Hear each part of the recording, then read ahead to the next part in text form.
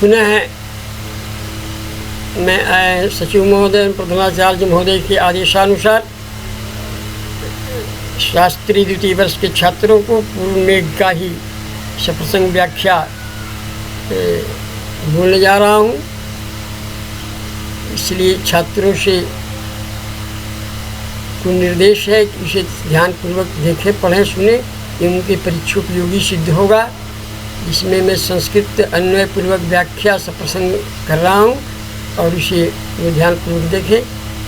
प्रस्तुत मेघदूत में महाकवि कालिदास ने एक कल्पना का मेघ बनाकर, यक्ष बनाकर और तत्कालीन भारतवर्ष के भौगोलिक चित्रों को परिमार्जित किया है। प्रस्तुत मेघदूत खंड काव्य में चित्रकूट के पास अवस्थित रामगिरी पर्वत पर अपने स्वामी के आदेश से निर्वासित यक्ष की प्रणय पीड़ा प्रदर्शित होती है, जिसमें संभोग श्रृंगार के बाद प्राप्त दंड को वह प्रोषित पत्नी यह अकेले रह रहा है और विप्रलंब में अपनी पत्नी के पास अपना संदेश प्रेषित कर रहा है। इसमें विप्रलंब श्रृंगार का सजीव उदाहरण है। उत्तर मेघ में, पूर्व मेघ में यात्रा वर्णन है, यात्रा प्रसंग है। यात्रा क्रम में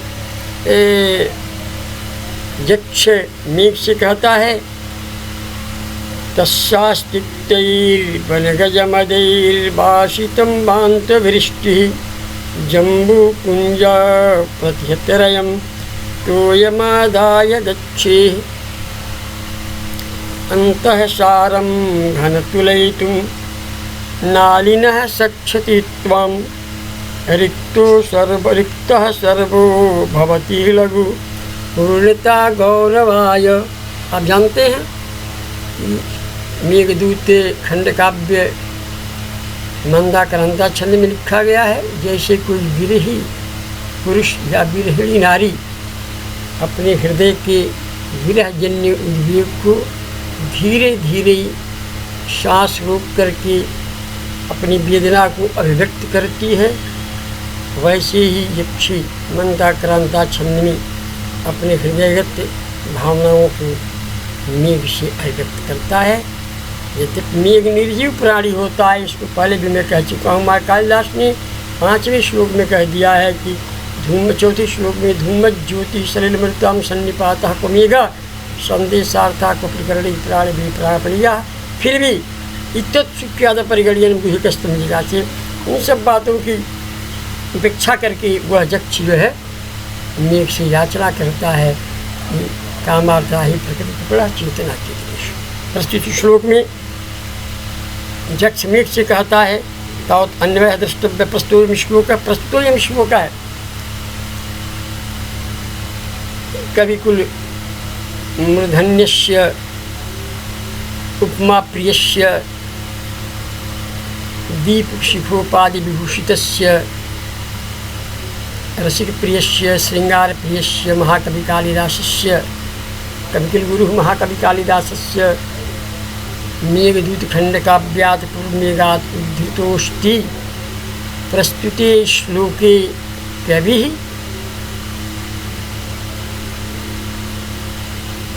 मेघात् मेघं नर्मदाया जलग्रहणार्थं संदिशति।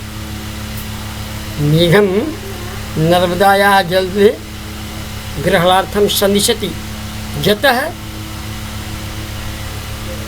वृष्ट्यानन्तरं सः क्षीणिकाया भविता तो रिक्तः सर्वो भवति लघुः इति शुक्तिः वर्तते। यः जनः रिक्तः सः लघु भवति।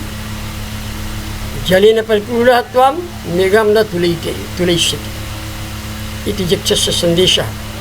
अन्वयः तावत् अवलोक्यतां दृष्टतां वान्तवृष्टिः सन्तिक्तैः वनगजमदैः वासितं जम्बूकुञ्जप्रतिहत स्थलं प्रतिहतस्यं तस्यारेवत्याः तोयम् आदाय गच्छे।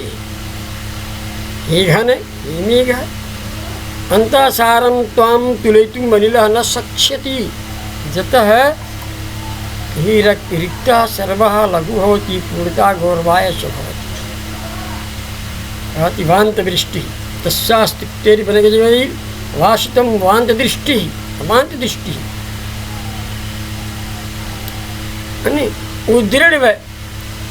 उद्गीर्णवर्षः अर्थात वृष्ट्यानन्तरं तिक्तैः सुगन्धिभिः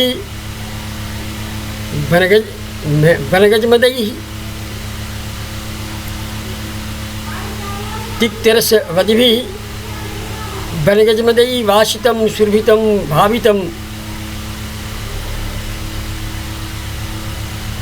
जम्बूकुञ्जप्रतिहतरयं जम्बूकुञ्जैः प्रतिहतरयं प्रतिबद्धो वेगं यस्याः अर्थात सुखपेयम् अनिनलघुत्वं काषाय भावनया च भज्यते तस्याः रेवत्याः तोयमादाय जलं पीत्वा गच्छेः व्रज। हे मेघ अंतःसारं बलं यस्य ईदृशं त्वाम् अनिलः वायुः आकाशवायुः शरीरस्थश्च गम्यते तुलयितुं न शक्ष्यति न शक्यो भविष्यति। रिक्तः अंतःसारशून्यः सर्वः अपि लघु भवति प्रकम्प्यो भवति पूर्णता सारवता गौरवाय अप्रकम्प्यत्वात् भवति इत्यर्थः। प्रस्तुते श्लोके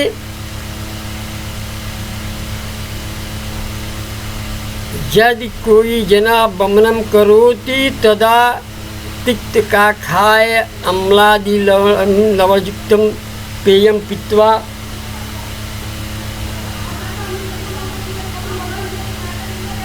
वमनस्य दोषं निवारयति। वान्तवृष्टि अर्थात वृष्टिवमनानन्तरं त्वमपि श्लेष्मशोषणाय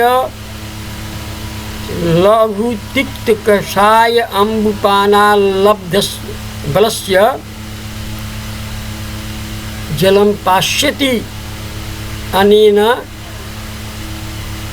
वमनानन्तरं तवापि शरीरं संशोधनीयो भविता। अतः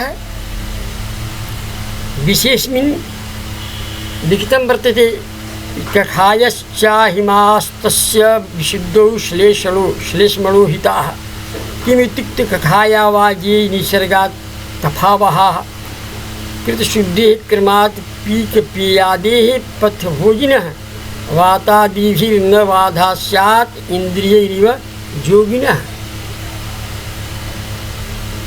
अत्र हिंदी भाषायामपि अवबोध्यं जल बरसे हे मेघ तुम जल का वमन करने के बाद वन्य हाथियों के मस्तक से जो मदस्राव होता है उस मदस्रावी हाथियाँ जा कर के उस नदी के जल में स्नान करती हैं तो उनके मद से जो मदस्राव होता है उस मदस्राव से उस नदी का जल सुगंधित हो गया है। और जामुन के वृक्ष उस नदी में बहुत है, इसलिए जामुन के नदियों से वृक्षों से टकराकर जब जल की धारा आती है तो जामुन का रस भी कखाय हो जाता है। तो वमन क्रिया में इस तरह का जल पीना जिसका जामुन के जल बरस से परिपूर्ण हो और सुगंधित हो उस व्यक्ति के स्वास्थ्य के लिए अच्छा होता है। ऐसे सुभाषित और जामुनों के वृक्षों से रोके गए जिसका वेग चूँकि तेज वेग होगा तो कोई जल पी नहीं पाएगा, ऐसे रुके गए वेग वाले उस नर्मदा के जल को तुम ग्रहण करके आगे जाना। कारण कि भीतर जिसके सार बल होता है वह ही सब चीज़ है परिपूर्ण होता है। नहीं तो तुमको मेघ कहीं से उड़ाकर कहीं लेकर चला जाएगा, तुम खाली रहोगे तो तुम्हारी पर गारंटी नहीं होगी तुम कहीं अलकापुरी जा पाओगे नहीं जा पाओगे। इसलिए जल पीकर अपने को गंभीर हो जाना यही कहने का कवि का अर्थ है। भावार्थ इसका ये है कि हिमेघ उदृढ़ वर्षः सन्तुं तस्या नर्मदायाः गजमदै सुगन्धितं जलं पीत्वा एव गच्छे यतेन वायुः त्वाम् इतस्ततो विचलितं न करिष्यति रिक्तासनं सर्वाक् अपि लघु तूलश्च भूरिश्च भवति। प्रस्तुत श्लोक में अर्थांतर न्यास अलंकार है और मंदाक्रांता छंद है। इसके विषय में पहले ही मैं आपसे बता चुका हूँ कि संपूर्ण मेघदूत में मंदाक्रांता छंद में ही मेघदूत लिखा गया है। इसीलिए आगे एक आदि श्लोक की व्याख्या और मैं आपसे कर दे रहा हूँ जो आपके लिए हितकर होगा। और उसके बाद से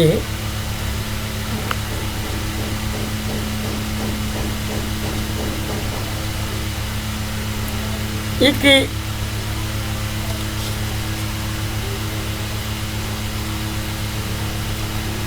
कह रहे हैं कालिदास सही थे, शिव के प्रति उनका अच्छा लगाव था। उनके प्रत्येक काव्यों में, नाटकों में या लघु काव्यों में इस तरह की बातें झलकती है कि भगवान शंकर के पास के प्रति उनका बड़ा लगाव था। प्रस्तुत श्लोक में भी देखें आप, कभी कहता है कि रामगिरी पर्वत से अलकापुरी जाने के लिए यद्यपि ही में तुम्हारा रास्ता कुछ टेढ़ा पड़ेगा, फिर भी तुम बिना उज्जैन गए हुए, बिना महाकाल कालेश्वर के दर्शन किए हुए तुम्हारा जाना तुम्हारे जीवन की सार्थकता नहीं कहलाएगी। तुम्हारे जीवन की सार्थकता इसी में है कि तुम वहाँ से उज्जैन जाकर महाकाल कालेश्वर का दर्शन करो।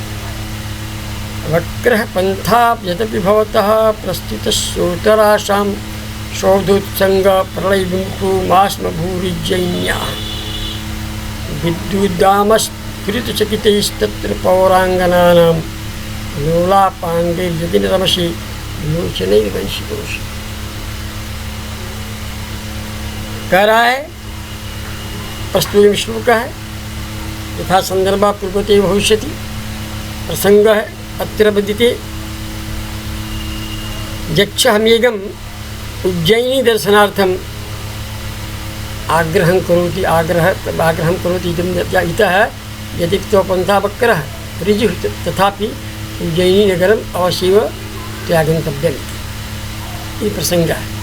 अन्वयः तावत् हेमेघ उत्तरस्यां उत्तरासां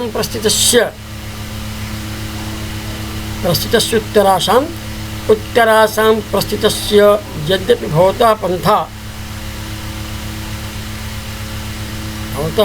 यद्यपि वक्रः तथापि उज्जयिन्याः शोधोत्संगप्रलयविमुखो मास्मभूः। कथम? तत्र विद्युद्दामस्फुरितचकितैः पौराङ्गनानां विद्युद्दामस्फुरितचकितैः लोलापाङ्गैः लोचनैः पौराङ्गनानां लोचनैः यदि न रमसे तर्हि वञ्चितोषि। हे वीर जक्षा पतति। हे मेघ उत्तरस्यां उदीचीं दिशं प्रति प्रस्थितस्य भवतः गमनशीलस्य भवतः पंथाः उज्जयिनी मार्गः वक्रः तदपि दूरे यद्यपि अस्ति तथापि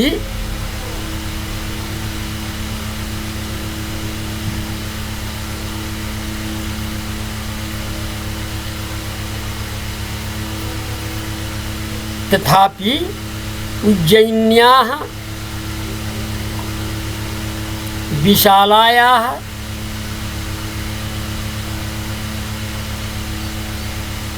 शोधोत्संगप्रलयविमुखमास्मभूः।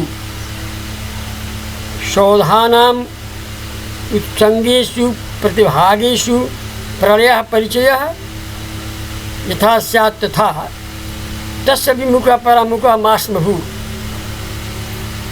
न भवेत् इत्यर्थः। कथम? तत्र उज्जयिन्यां विद्युदामस्फुरितचकितैः विद्युदाम्नां विद्युत्लतानां स्फुरितेभ्यः चकितैः भीतैः लोलापाङ्गैः चञ्चलकटाक्षैः पुराङ्गनानां लोचनैः नेत्रैः यदि न रमसे रवं न करोषि तदा तर्हि त्वं वञ्चितः प्रतारितः असि जन्म जन्म वैफल्यम। ये भाई जब आँखें चार होती हैं, मोहब्बत हो ही जाती है, थोड़ा तुम जाकर उनके नेत्रों में रमण कर लोगे। वो नगर की नायिकाएँ हैं, तुम्हारी विद्युत लता के समान चंचल उनके नेत्र हैं। उनके नेत्रों में झाँककर थोड़ा देर तुम रमण कर लोगे तो तुम्हारे जो मार्ग का अध्यश्रम है वो सब उनके नेत्रों में रमण करने में ही विलोप हो जाएगा, मिट जाएगा, समाप्त हो जाएगा। इसलिए मेरा तुमसे आग्रह है कि तुम ऐसा जरूर करना। और ही कारण है, हिंदी में इसका अर्थ है कि उत्तर दिशा की ओर जाते हुए तुम्हारा मार्ग यद्यपि कुछ टेढ़ा होगा, फिर भी उज्जैनी के महलों के ऊपरी भागों का परिचय प्राप्त करने से तुम विमुख मत होना। वहाँ की बिजली चमकने से डरी हुई एवं कंचन कटाक्षों से युक्त पूर्ण जो नारियाँ हैं, ललनाएँ हैं, उनकी आँखों का यदि तुमने आनंद नहीं लिया, तुम्हारा जीवन ही व्यर्थ हो जाएगा, तुम्हारी जिंदगी व्यर्थ होगी। ये तो साहित्यिक दृष्टिकोण से कहता है। आगे कवि कहता है कि भगवान शंकर की वो नगरी है उज्जैनी। उज्जैनी जो है भगवान शंकर की नगरी है। भगवान भूत भावन वहाँ निवास करते हैं और भूत भावन के निवास के समय में वहाँ सायंकालीन आरती हुआ करती है। उस आरती में यदि तुम वहाँ नहीं रहोगे, वहाँ रह जाओगे और आरती में वहाँ मृदंग, ढोल, नगाड़ा, बहुत तरह के वाद्य यंत्र बजाए जाते हैं, तो थोड़ा तुम भी अपने सिद्ध से गंभीर घोष से उसमें गंभीर नाद कर देना। जब गंभीर नाद कर दोगे तो भगवान शंकर तुम्हारे स्निग्ध गंभीर नाद को सुनकर अत्यंत प्रसन्न हो जाएंगे और तुम्हें जन्म जन्मांतर तक यह अक्षुण वरदान दे देंगे कि तुम्हारा यह स्निग्ध गंभीर घोष जन्म जन्मांतर तक कभी समाप्त नहीं होगा। ऐसे अक्षुण बल को प्राप्त करके वही कहते हैं कि अप्यन्यस्मिन् जलधर महाकाल महासाध्य काले स्थातव्यं ते नैन विषयं जाओ ददित्यभान कुर्वन् संध्या बलिपटहतां शूलिनः श्लाघनीयां मान्द्राणानां फलमविकलं प्राप्स्यते गर्जितानां। हे मेघ, हे जलधर, महाकालम अन्यस्मिन् अपि काले समासाद्य यावत् भानुः नैन विषयं न अत्येति तावत्तं त्वया स्थातव्यम्। शूलिना श्लाघनीयां संध्या बलिपठतां कुर्वन् त्वम् आमन्द्राणां गर्जितानाम् अविकलं फलं लप्स्यते। हे मेघ, यक्षः वदति, हे मेघ, हे जलधर, महाकालं चंडीश्वरम उज्जैन्याम अपि काले कस्मिंश्चित् अपि काले आसाद्य प्राप्य यावत् भानु सूर्या नयन विषयं न अत्येति सूर्यास्तं न भवति तावत् तत्र स्थातव्यं निवस्तव्यम्। यतः कारणं तु अस्तमय कालपर्यन्तं त्वया तत्र स्थातव्यं। किमर्थं स्थातव्यं? श्लाघनीयां प्रशंस्यां शूलिना भगवता शिवस्य संध्या बलिपठतां संध्यायां बलिपूजायां तव पठतां कुर्वन् स्निग्धं गम्भीरनादं सम्पादयन् आमन्द्राणाम् इखद्गम्भीराणां गर्जितानाम् अविकलम् अखण्डं फलं प्राप्स्यसि। महाकालनाथ बलिपठत्वेन विनियोगात्ते गर्जित साफल्यम स्याद् इति अतः तत्र त्वं स्थित्वा गंभीर घोषम कुर्वन् संध्या बलिपटहतां संध्यायां बलि तत्र पटहस्य संध्या पूजा पटहतां संध्याकालीन पूजा में जो नगाड़ा बजते हैं उस नगाड़ा के समान स्निग्ध गंभीर अपनी गंभीर घोष को करते हुए भगवान शंकर से जो है तुम फल विकलम प्लप्स्यते।